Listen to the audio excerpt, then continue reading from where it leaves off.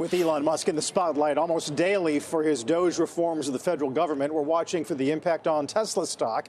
Despite surging nearly 40% since the election, stock has fallen double digits since the president took office. Joining us this morning, Canaccord's Gianarikas is with us. Price target of 404 and keeps his buy rating. George, always good to talk to you. Happy Friday. Happy Friday. Thanks for having me, Carl. You've written a lot. We talked about the deliveries and the margins and delivery guidance going into the quarter last time. Have you written a lot about the Musk brand and whether it's subsuming the Tesla brand? Well, look, Carl, the reality is that the trends in the U.S. and Europe last year weren't great. They were saved by a remarkably strong year in China. And so far this year, just the little eensy-beensy data points that we have suggest that the trends aren't great so far in 2025. But the stock is really hinging upon the new vehicles that they're introducing. First, the new Model Y, which looks like a remarkably nice vehicle, and the promise of additional vehicles throughout the rest of the year. So what Elon Musk referred to on the call about I think an epic 2026 and ridiculous 27 and 28 had a lot to do with new product introductions, both on the vehicle side.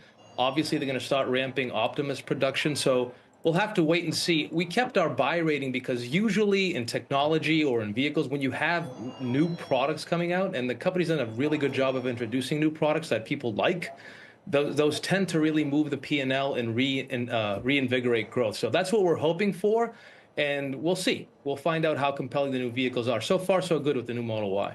All right, we mentioned this Wired piece, and I know Wired's been critical of Musk in general, but they do point to the sales declines that we have numbers for, and they kind of get into this culture of fans who are at least vocal about disowning their Teslas somehow. How relevant is that when so much of at least your research is about full self-driving and Optimus and so forth? It's really important, right? So Tesla has to have vehicles on the road that people want to buy in order to adopt full self-driving. And there's a really important data point this year. They're going to start Cybercab rides in Austin in the middle of the year. And so we'll see how successful that is. Obviously, Elon Musk has made many promises about full self-driving and now unsupervised full self-driving in the middle of the year.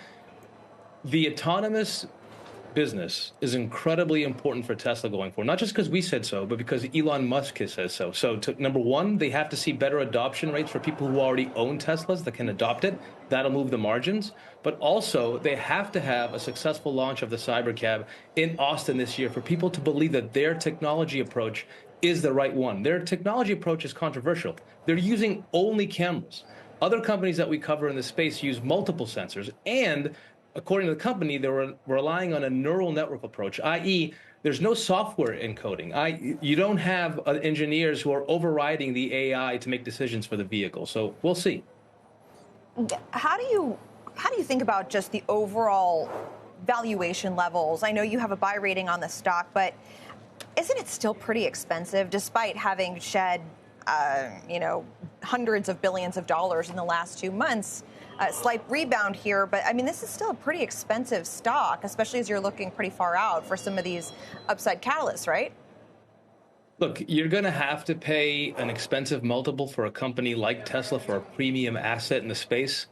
What we look forward to over the next couple of years is really good growth based on these new products, based on continued growth in energy storage. And the promise, right? We apply a healthy 40 multiple to 2027 earnings estimates at around $10. The promise beyond 2027 is continued growth in EVs, robotics, full self-driving, energy storage, all the things that he's talked about, Elon Musk has talked about. So you have to believe that these other new markets, which we do, will result in continued growth for Tesla beyond 2027. It's a rare asset, right? When you have an industry disruptor like Tesla, it's always hard to understand exactly what the right multiple to put on it is. I mean, think about Google, think about Amazon, think about other companies that have disrupted traditional industries. And Tesla is one of those. So that's why we decided to apply a very healthy multiple to our 2027 numbers, based on the promise of those new products beyond that year. Right. Yeah, there was a period there where the thinking was, well, all legacy OEMs go to the same multiple eventually, but Tesla has definitely given us new stuff to consider. George, talk soon, I hope. Thank you. George Gianarikas over at Canaccord.